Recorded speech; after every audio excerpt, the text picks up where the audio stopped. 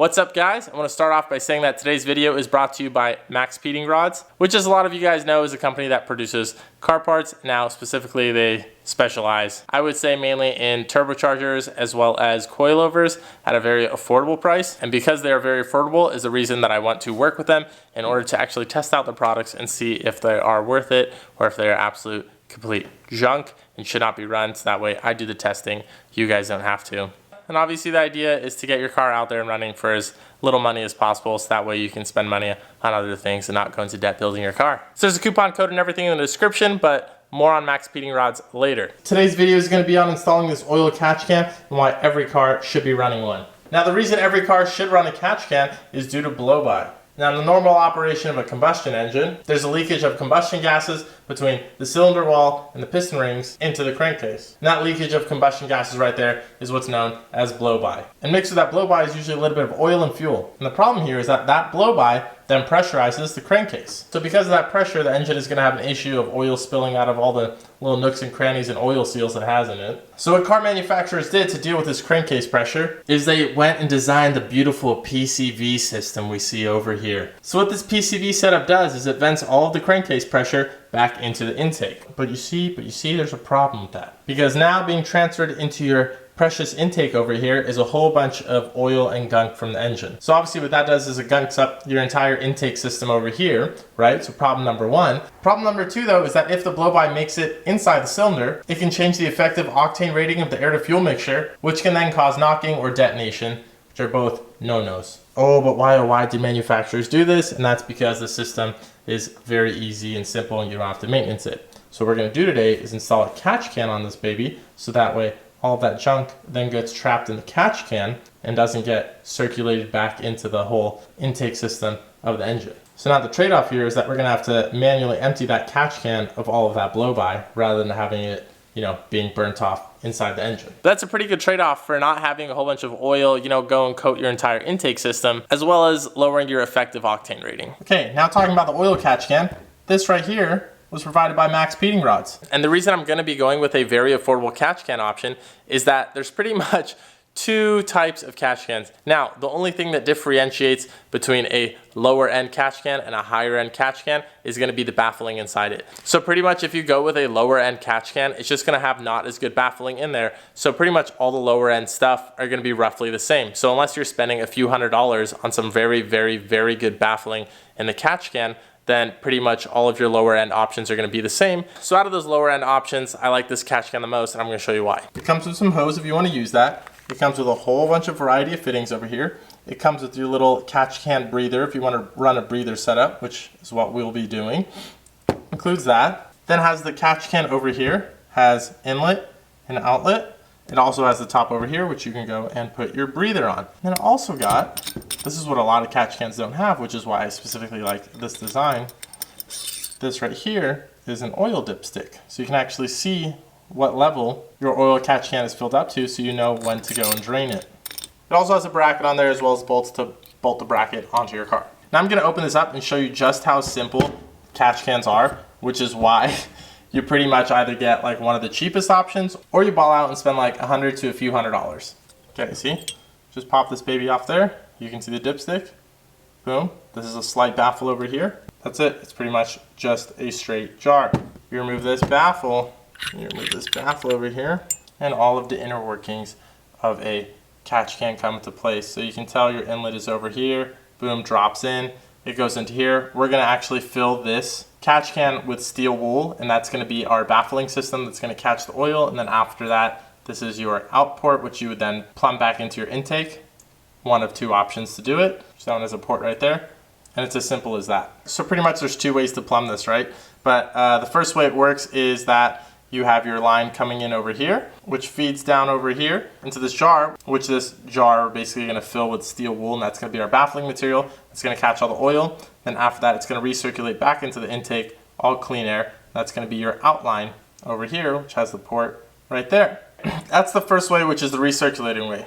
The second way to do it is to actually cap off this outline over here. So you have, again, blow-by coming in, comes over here, gets trapped in all the baffling. Then you remove this bolt over here, run this little filter, and then it can pretty much just like vent out very easily and just have room to breathe. So pretty much you're just dumping in blow-by And that's it. So you see what I'm saying by how simple these designs are? So you can't really go wrong with a lower end catch can, which is why I specifically like this MAXPEEDINGRODS one. And if I wanted some better baffling other than just steel wool, then I would pay a premium for a higher end catch can. So I got my 2 balls of steel wool over here. I'm gonna show you, this is very technical. You guys ready for this? Okay, that's step 1. All right. Step 2. Literally that's it. I'm gonna take the lid over here. All right, righty tighty, lefty loosey. Cool. Put my dipstick back in. Boom. Oh shit, I forgot this. I gotta reassemble and put this piece back in. And honestly, I don't even think this is that necessary to have. Okay. Voila. Now how we set up this catch can from here on out depends on how we're actually gonna be running this on the car. So I'm gonna show you 2 different types of ways you can plumb this catch can on your engine. That way we can decide. Okay, the first way is to take both your crankcase vents over here, route them to the inlet of your catch can, and then your outlet from the catch can goes back into your intake over here, so it's back into your intake over there. Make sense? Crankcase goes to the in, then the out goes back into your intake. Pretty simple. And this bolt up top stays in place. That is a sealed method, which is going to rely on the baffling of your oil catch can to pull out all the gunk in the blow-by. However, if you don't have really good baffling, like the super high-end catch cans, then I'd probably recommend not doing the recirculating way and instead letting it vent free, which the way to vent it free is to take 1, 2, the crankcase vent ports, go to the inlet, cap the outlet on the catch can, cap the intake manifold over here, cap the intake over there, and then remove this bolt, and then just run this breather right on top. That way all your blow-by is going in here and it's staying in here, and then you're just venting out pressure through this little filter up top, and then boom. Using that method, we're guaranteeing that the blow-by is going all over there and none of it is recirculating back in, which was our goal. So back over here, take this baby off. And typically you would just take this then, put it over here, because this is the out port, and you get into your supplied fittings area. You're gonna find out which fittings fit your lines. These big ones fit mine. They also supply O-rings to go on these things.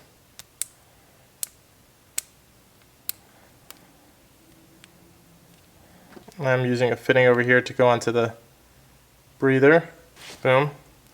Okay, let's install that bad boy. Nice and snug. Got the supplied clamp. I'm gonna install my inlet. And boom, this is your open breather setup. That's not recirculating. Look how sick that looks, boys. Looks pretty good, huh? Now I'm gonna undo the mounting bracket. And the reason I undid the mounting bracket is because I want to enlarge this hole right here in order to accept a slightly bigger bolt that I'm gonna use to attach this bracket and oil catch can to an existing threaded hole that's on the chassis. All right, let's go, boys. Oh, that was easy. There we go. Something you're probably not gonna be able to see, but I actually put a piece of black electrical tape on here just to try and prevent the metal on metal rattle, as well as like paint scratching. So for bolting this thing up, I chose this spot right here. So it's a pretty nice location. It's on this side of the car, which isn't as cluttered as the other side of the car. You know, overall everything kind of works well for this spot. Oh yeah.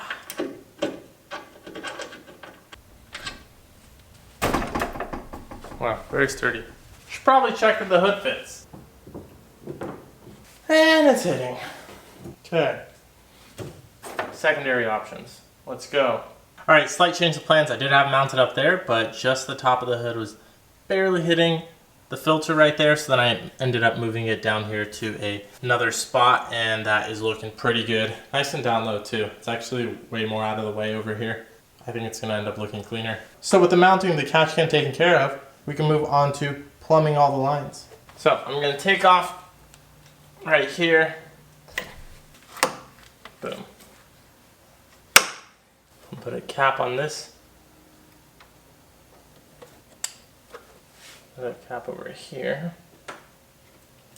Now we got a few options over here.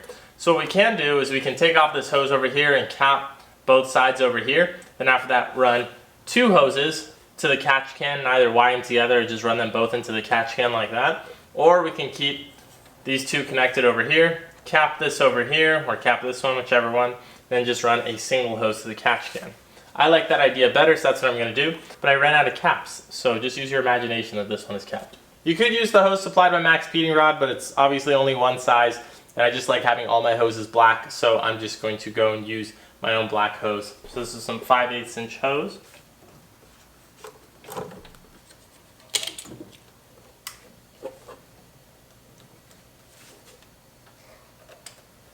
Alright, let's get this overview going. This baby's capped over here. This one's capped over here. This cap is too big. I gotta get a proper size one, but you get the idea. Intake manifold capped. Then I got the line coming over here from the top of the valve cover. So whoop! And then down and into the catch can. Collecting all the blow-by. Very straightforward. I also have easy access to the dipstick there. Just pull that up. Oh hey, what level am I at? Read the level. Push it back down.